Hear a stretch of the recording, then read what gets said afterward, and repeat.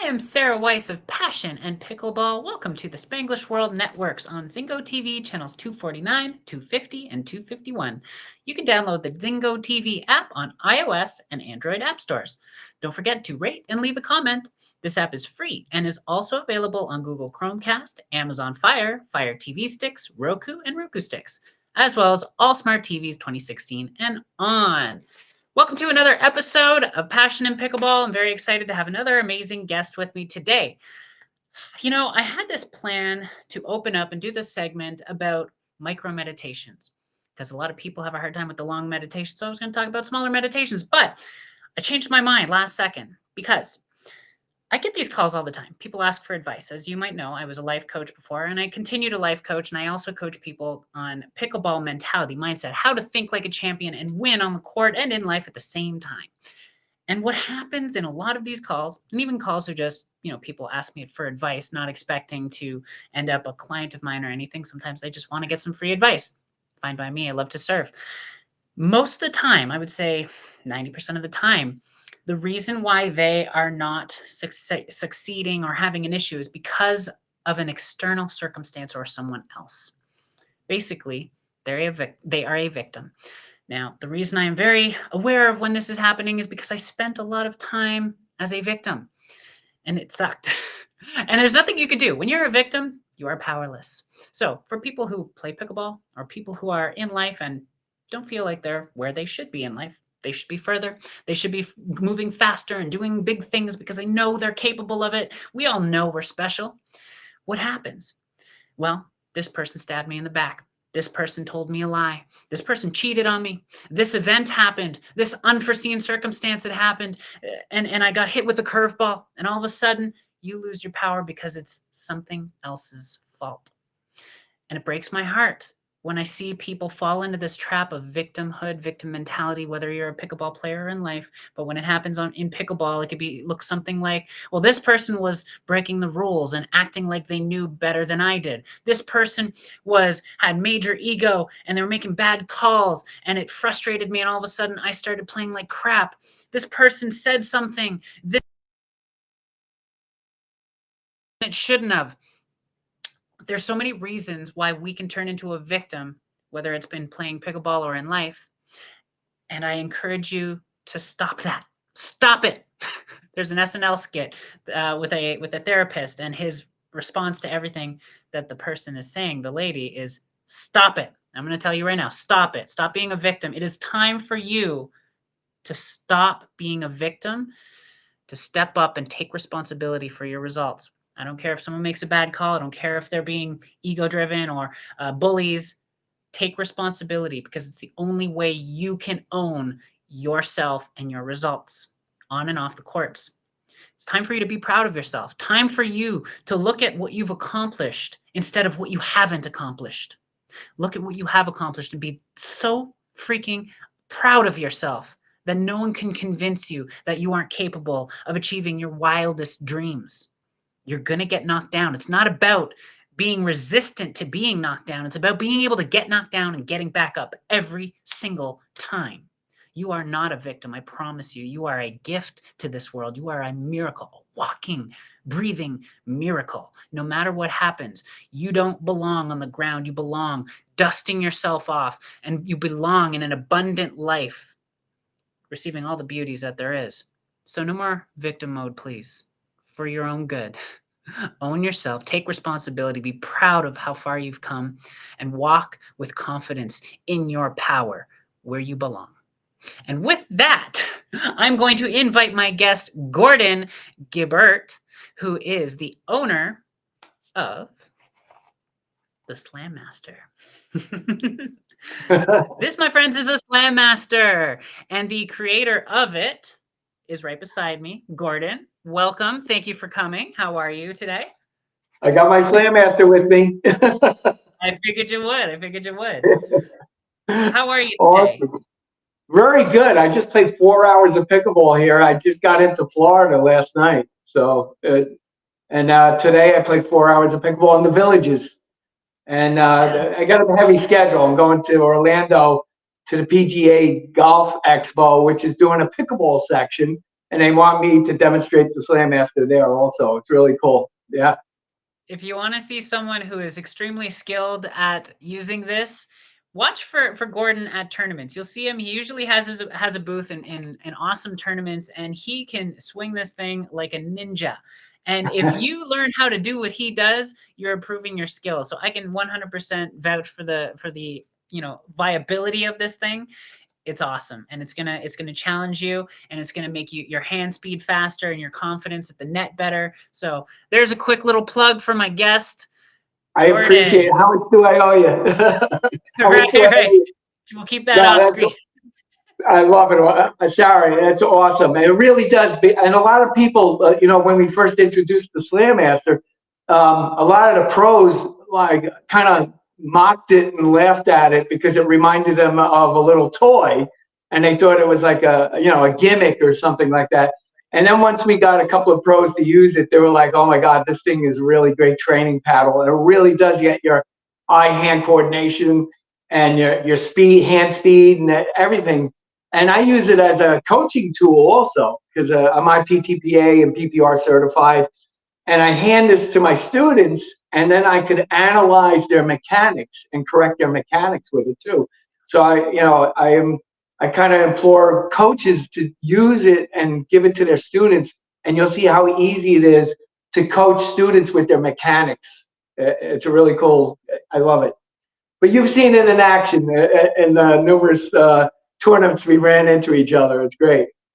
I have, and you are an incredible character as well as a great coach. So take it from him, take it from me. This is a great tool. What a great way to start the episode. Just plug in one of your incredible inventions, and it's something that's pretty well known in the pickleball world. So I'm really happy to talk about it. I'm happy that I got one myself. So with that, I want people to get to know you a little bit because you're a unique person in general, but in pickleball, you come from an interesting background. I see music being played in the background, so maybe you could touch a little bit on your background and what got you to here playing pickleball, inventing training aids in pickleball. Who is Gordon? Ah, well, it all started in a radio station. I do an old joke, a Mary Tyler Moore skit, but Ted Baxter. Not many people would get that analogy. So I'm originally a musician, a professional musician, and believe it or not, a retired rock star. I played with the most famous rock bands, and I toured the world many times over. And I'm very deaf because of it. So I'm actually a retired rock star because I have tinnitus, how people pronounce it, and it's ringing in the ears. So I can't perform anymore live, and that was my livelihood. I loved the entertainment business, and when I played in concert, I was very entertaining on stage. And from there, I went to Florida one year and visit my parents and my brother. And my brother dragged me and he goes, "We're going to go play pickleball." And I said, "What the hell's pickleball? What is pickleball?" The usual reaction that everybody gets when they first hear the word pickleball. And he brought me on a court, and we're very competitive. I'm into sports. I played baseball, all kinds of sports. Didn't play tennis a lot, so. And I played the game, and then I came up to New York, and I said, I Googled, pickleball up in Connecticut, New York, and I found a woman, Betsy Underhill, and I said, "Hey, teach me some pickleball." And she goes, "Yeah, I can teach you." She was with the ambassador in the area. I said, "No, teach me some pickleball." And she goes, "Wow, you sound like you're on a mission." And I go, "Yes, I am. I want to go down to Florida and kick my brother's ass." That's how that began. You want me to Awesome. go And further? Yeah. oh, well, no, you've done a lot of things, and we'll expand on that for sure. But I always ask this: why pickleball? Why do you play it? What's so great about it? Well, and everybody knows how when you play it, how addictive it is when you start playing it. It's a weird sport. It really is. Because you play other sports. People will play softball or baseball, football, whatever. Even tennis and stuff, and they don't get hooked on a particular sport. Maybe young guys into tennis, But it's just a weird thing with pickleball. It's so addictive. They should call it heroin instead of pickleball. I don't know. That's Very how addictive. addictive it is. Yeah, weird. I know, wacky. Um, so, and like I got hooked on pickleball, and then I love the. I mean, I played ping pong when I was younger, and then the little bit of tennis was. I was friends with Vitas Gerulaitis. I don't know if you know who Vitas Gerulaitis was.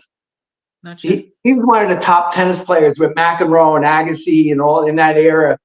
And he played the U.S. Open and all that. And he used to come to a nightclub called Spodiotti's in New York City on a Monday night. We had all celebrities would jam. We'd all go on stage, and we'd have all the rock stars would be playing, and we'd have Bruce Willis. I knew Bruce Willis. He'd come up and play harmonica. He was great. And Vitas Gerulaitis would come up and play Mustang Sally on guitar. So it was really cool. So we had Vitas every Monday night. Hey, Vitas Gerulaitis come up and play Mustang Sally. And then after a couple of months of this, Vitas comes up to me and says, "Hey, Gordon, can you teach me the chords to the other songs?" He goes, "I'm sick of playing Mustang Sally." And I said, "If you teach me a little bit of tennis."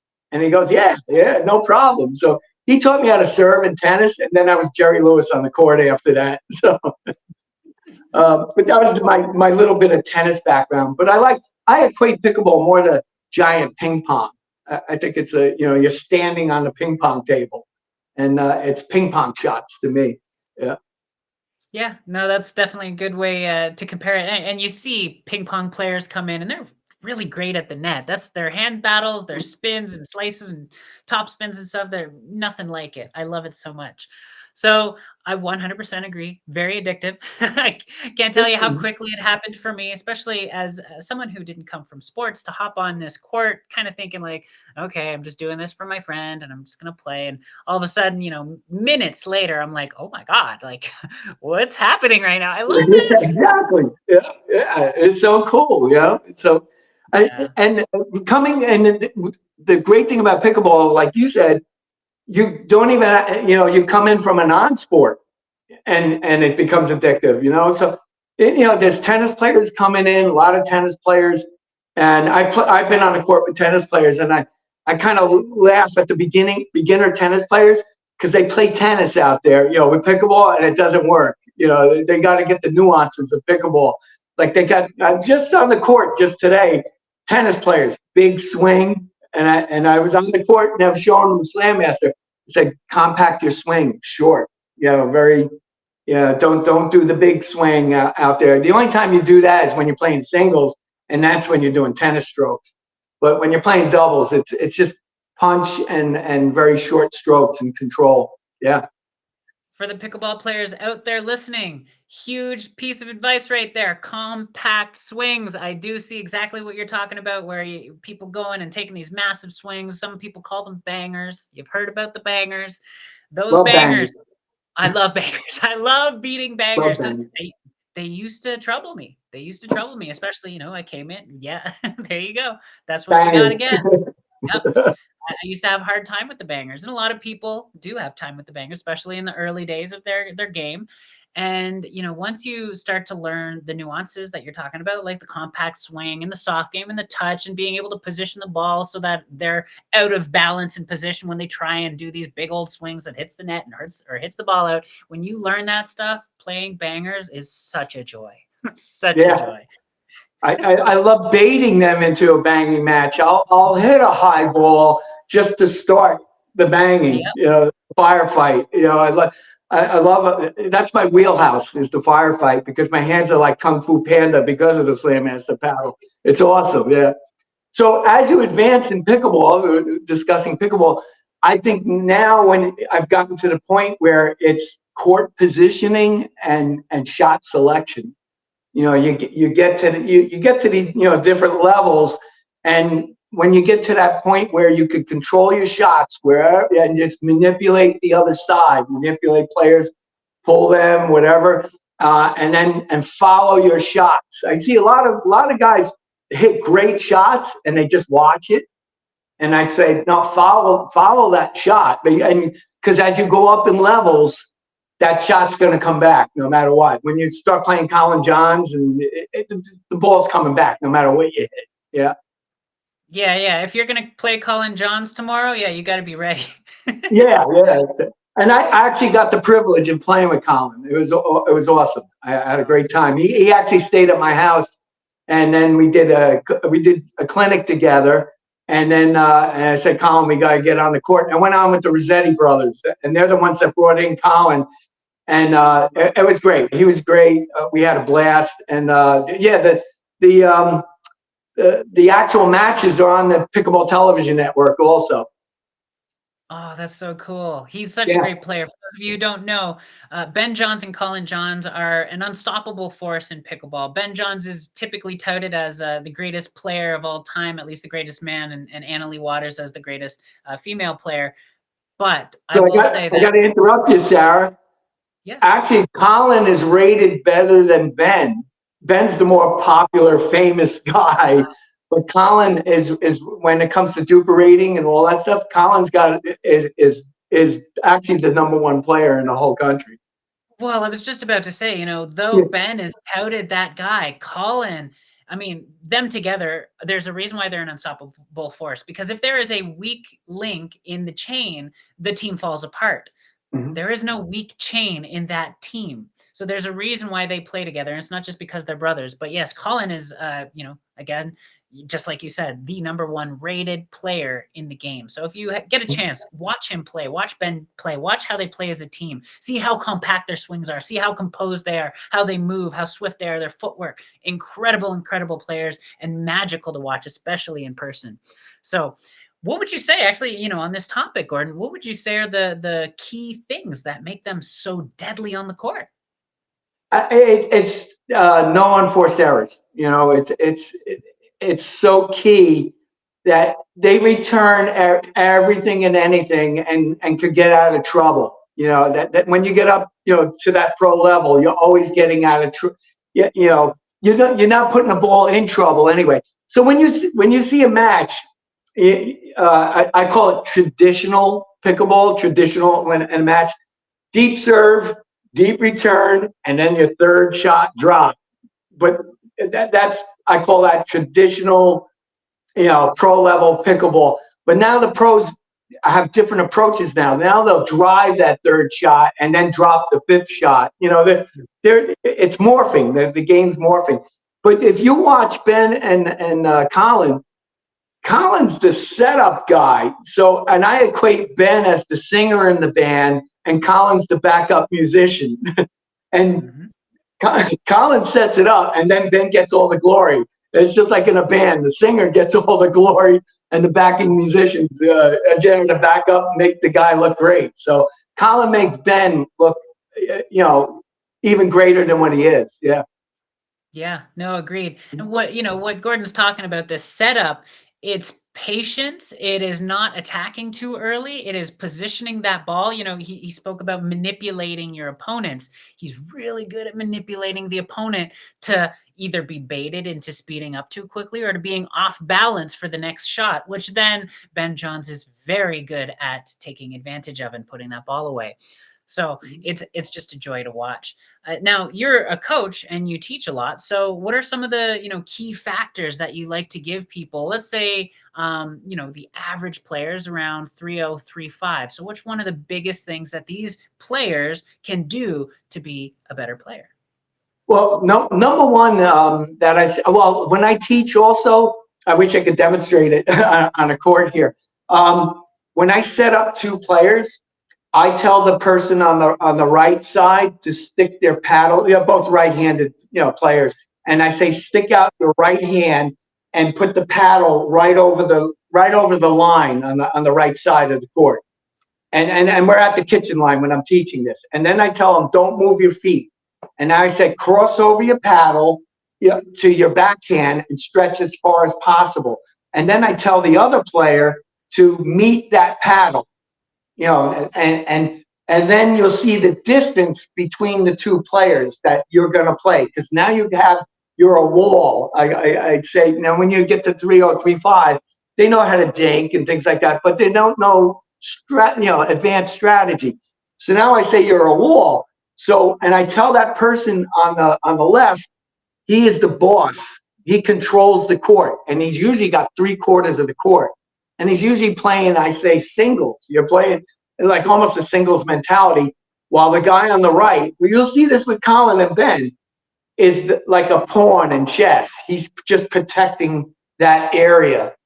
And then when the ball gets shifted over and the players have to move in tandem together to continue that wall to the left, then you got that wall on the left side. And so you're blocking that middle shot, which advanced players, how many times have you seen that pass ball go through the middle? And that's because players aren't positioned, the positioning and everything. And then I advance from there. I say the left player is the captain. He's the one saying mine, yours. And I always say use short, one-syllable communication with your partner. What I always call it a jinx when players go, I got it. Don't say it's a jinx. Don't say I got it. It's 3 syllables. It's too long to say. And while you're saying it, you're trying to hit the ball. Just say mine, yours, mine, mine and yours. And then after that, it's to advance from there. Like I said before, court positioning and shot selection. And I see so many players hit great shots, but they just stand there and admire their shot. And like I said, when you start playing better players, that ball is going to come back, and you don't admire a shot, follow the shot, and then you long rallies.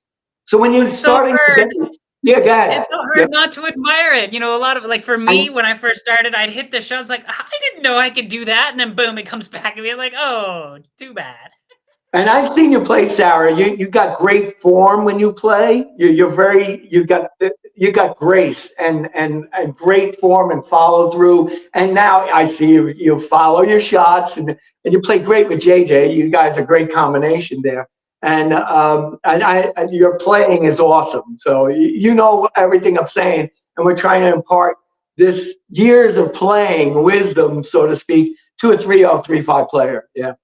Yes, and as you know, watching players get good and make the right moves and play with higher pickleball IQ, it feels really good as a coach. It's just, when we got addicted, it was, probably one of the best things to ever happen in your life. It was definitely one of the best things to happen in my life. I love to give that to people. Why I love doing this show so much is because I know that someone out there is watching this going, it's time. I need to try it. And they're going to go try it. And they're going to be like, oh my God, my life is better because of it. So it feels really good to help people not only get addicted, but play better, because it feels really good when you hit that nice shot. And then all of a sudden, when you're better, you hit that nice shot and you know something's coming, you counter punch it at their feet.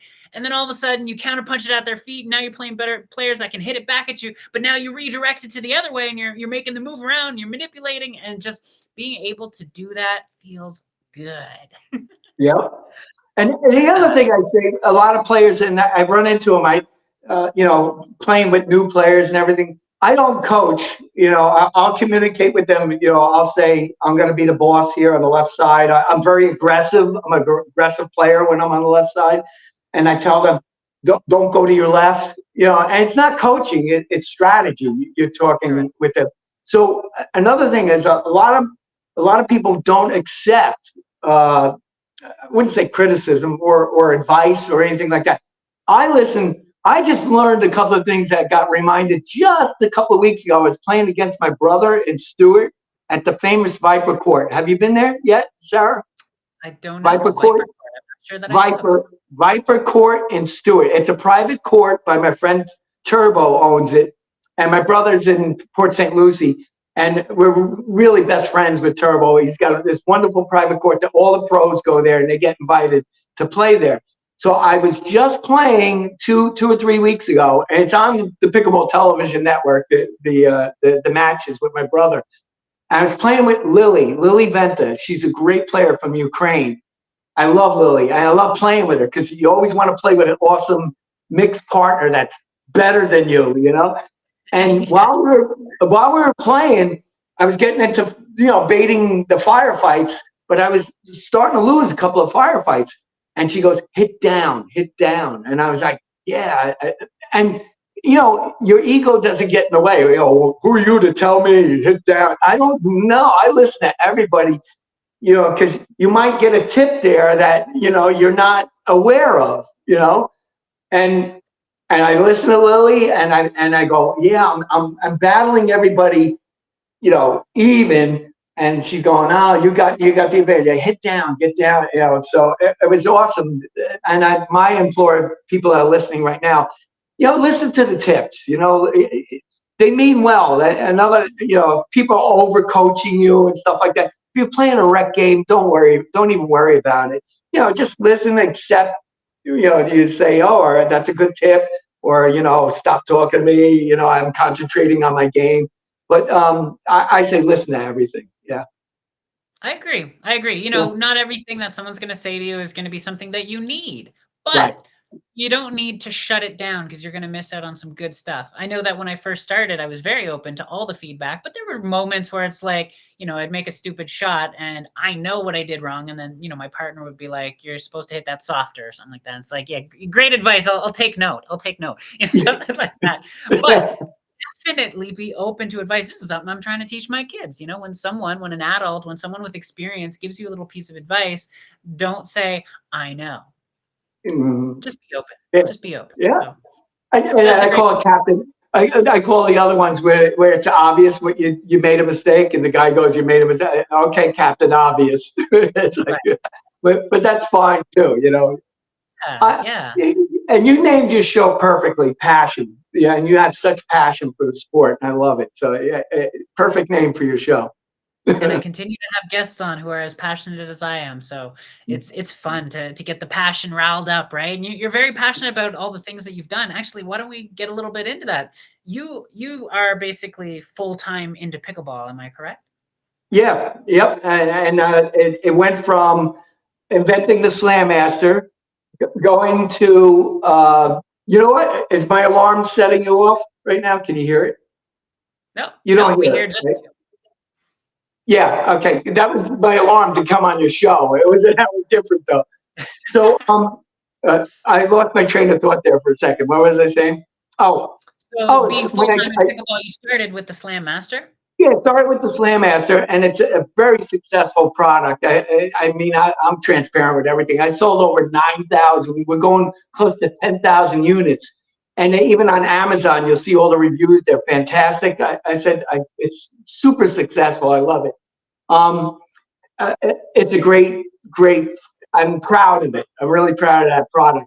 And then it led to the National Pickleball League. And I run the official NPL, the official National Pickleball League.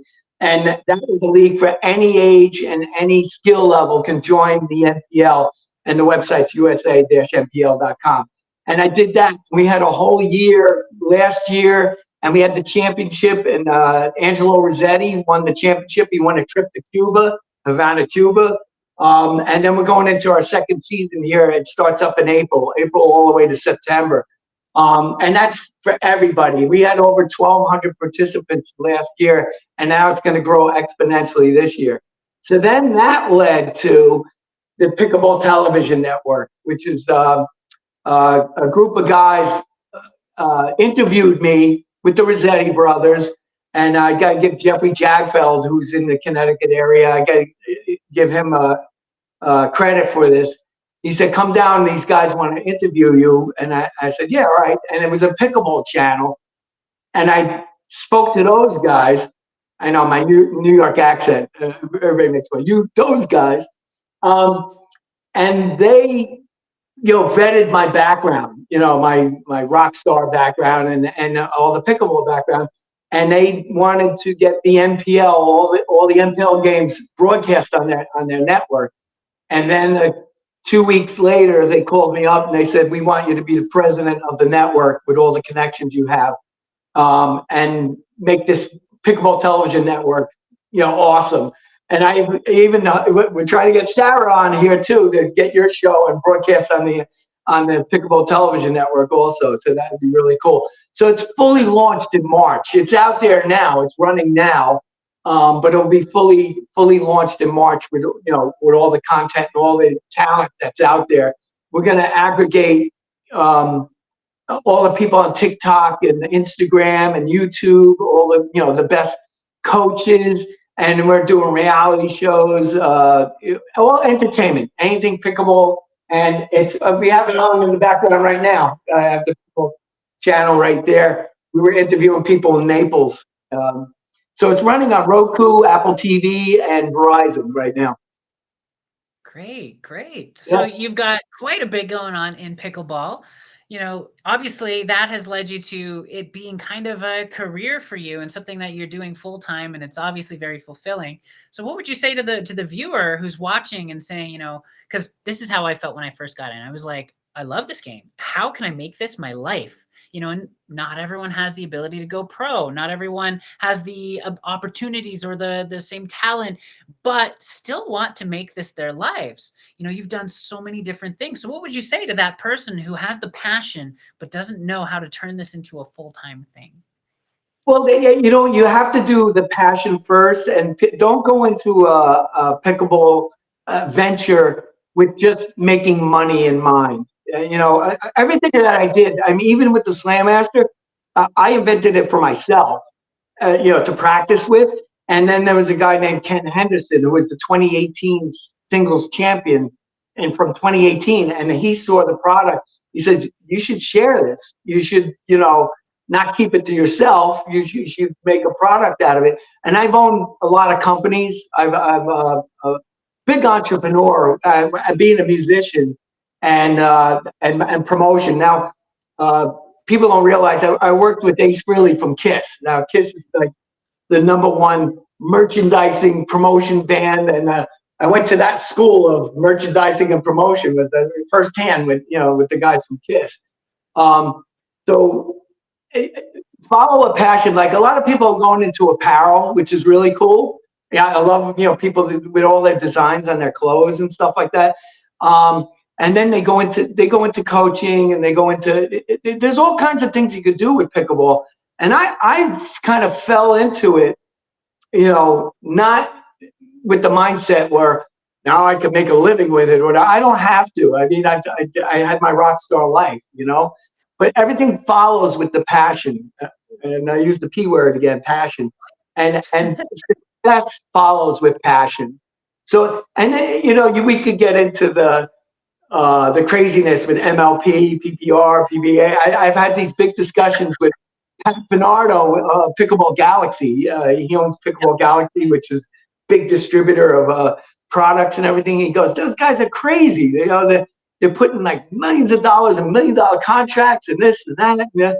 And they're all trying to make it. I think the addiction of pickleball to them has clouded their good business sense, so to speak. And these are people that are good businessmen, good businessmen. And then and things get screwy in the pickleball world. I'm more grassroots. I love the I'm trying to find the right terms or whatever.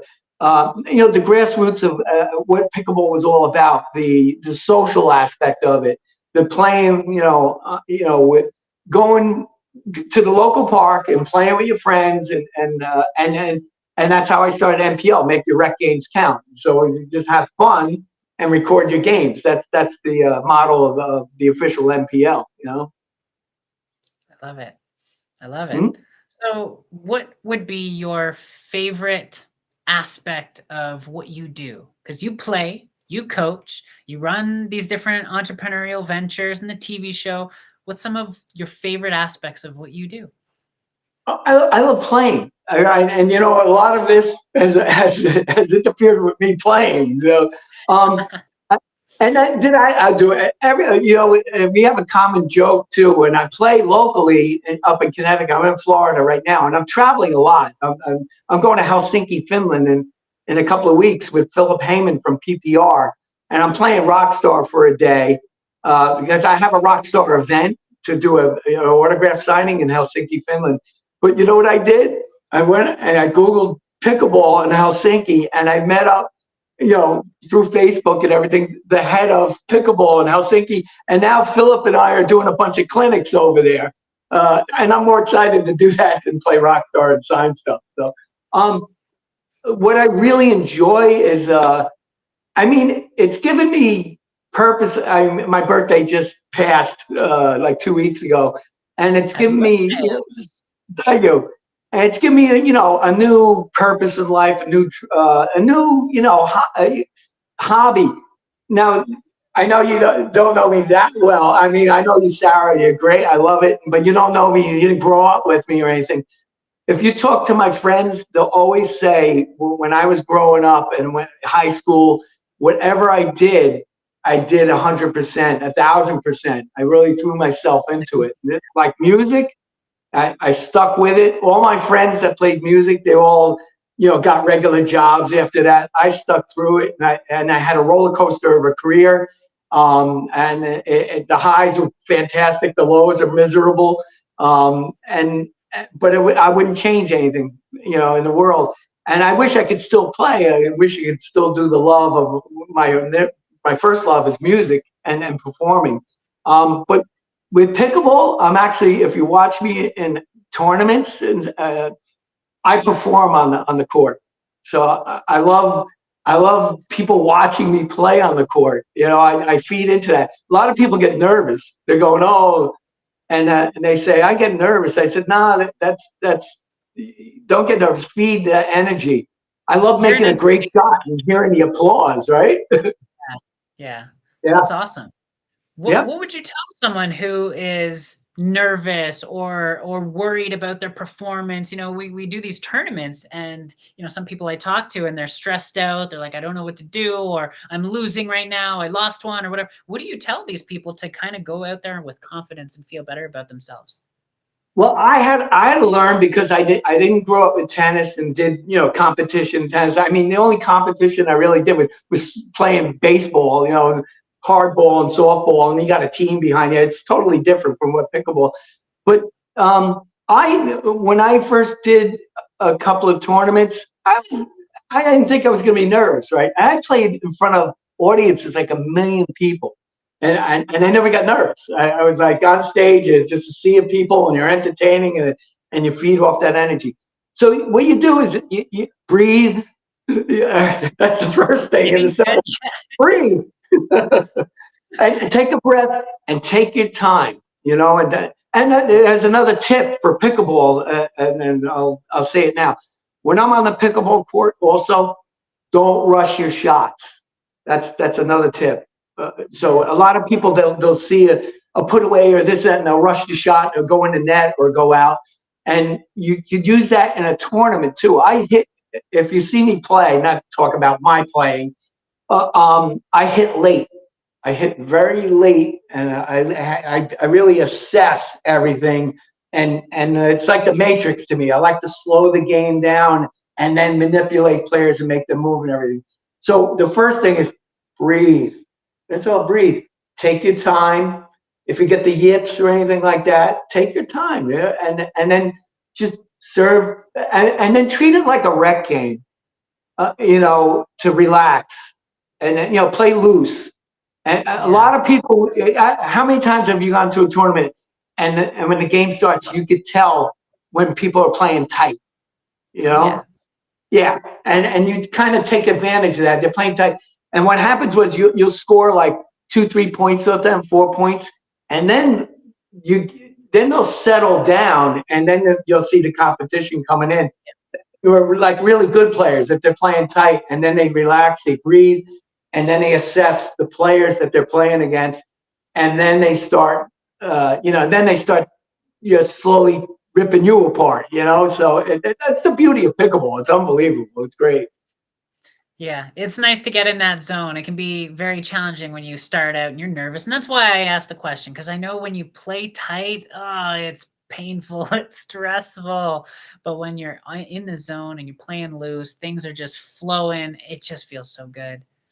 So it's funny. I played with this guy John Woo, and he was a little bit older than me, and we played. He always asked me to play in tournaments with him, and he knew my style. That's another thing. You could get two great players on the court, but if your styles don't mix, it's going to be a train wreck.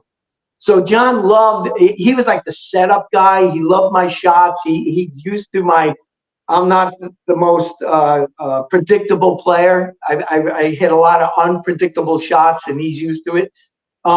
We were playing a lot of tournaments. They're on YouTube, and we would get behind all the time, 5-0, 6-0, and we've laughed because we're like slow starters all the time, and these teams would get up on us like 5-6 points, and then we'd end up like this tortoise and the hare, and all of a sudden we start guiding in and getting in our groove, and then start chipping away, and then we end up, winning. And sometimes we win, squeak it out, but we'd always start out slow. Now we've been in.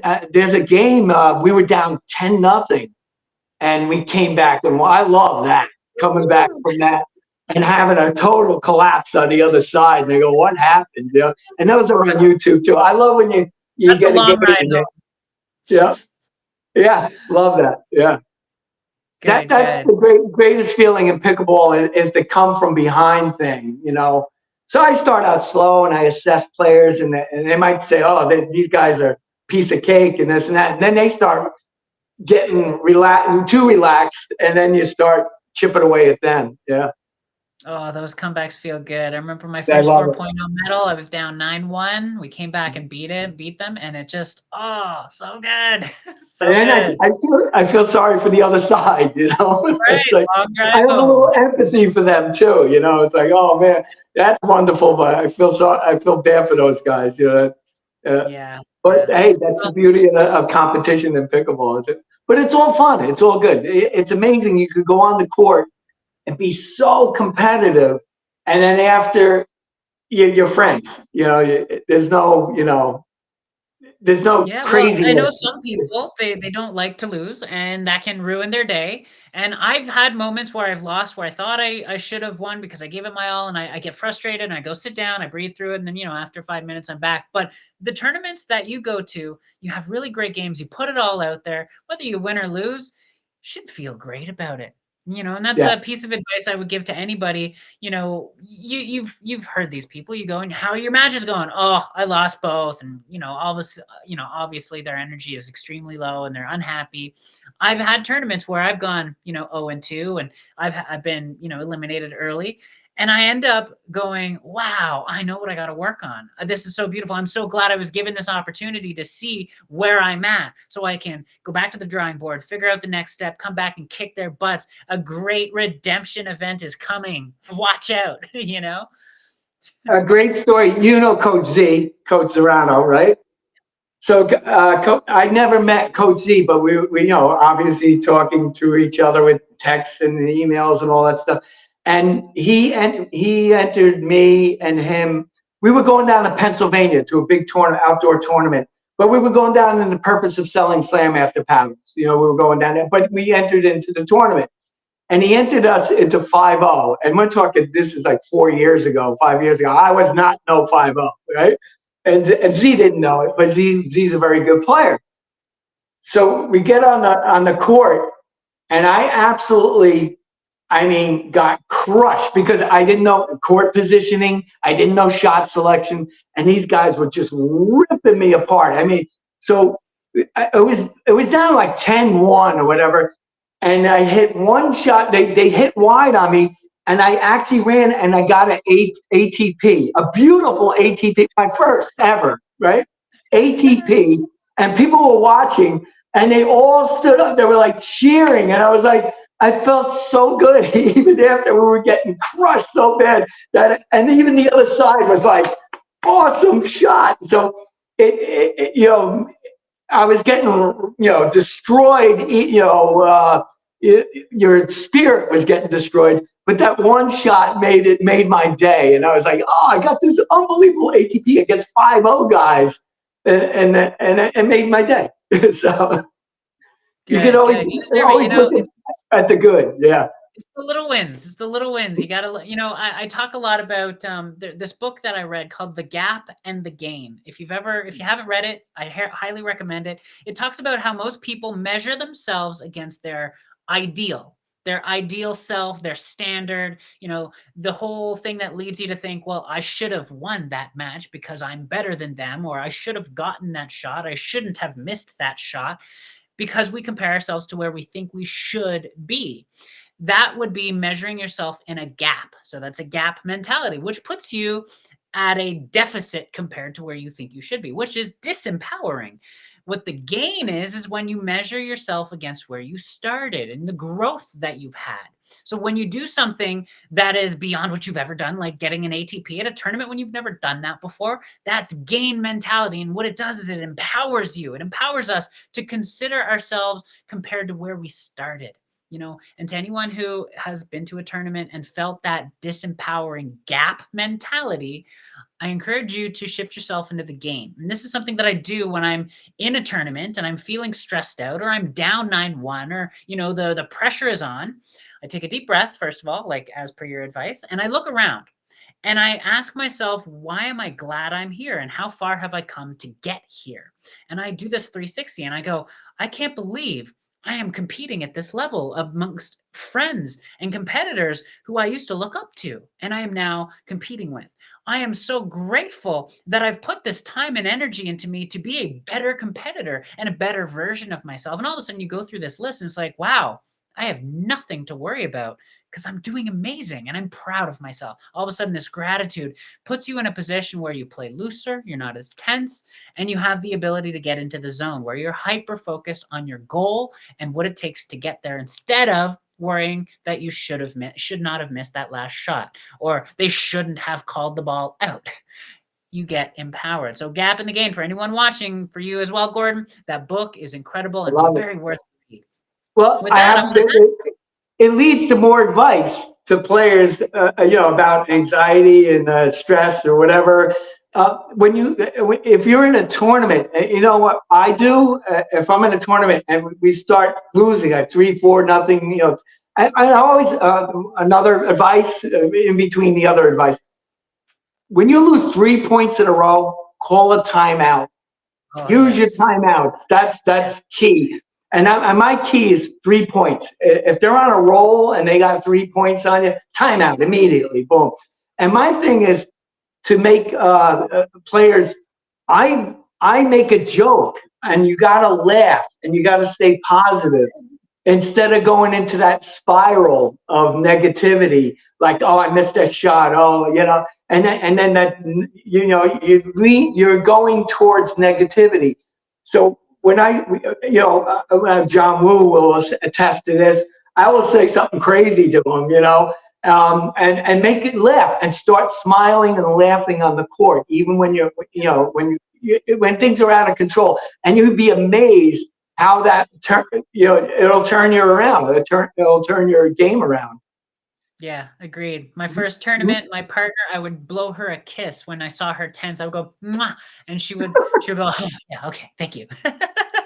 So I don't think John Woo would appreciate it from me. So sure would, and I would blow you one too. But with that, I want to ask you, before we end the show, how can people get in touch with you? What's a great way to get in touch with you if they want to have questions about the Slam Master or the National Pickleball League, or just maybe they want to play with you?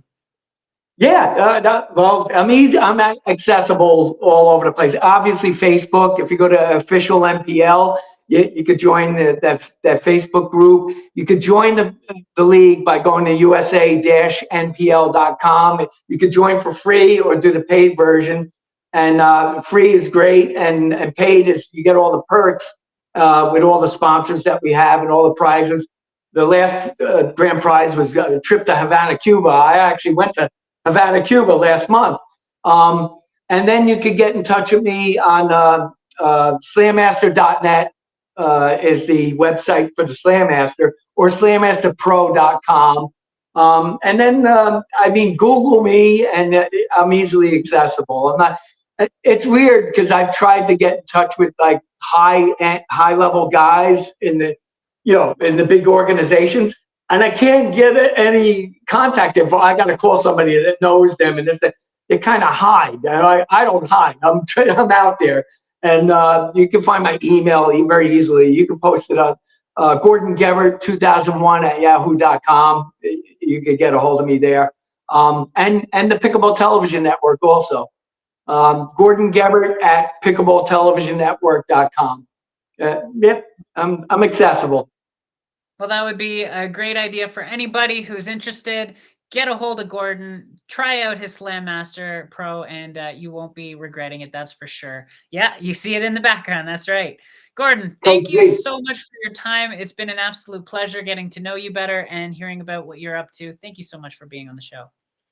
Sarah, thank you for inviting me on the show. I love you. I love JJ.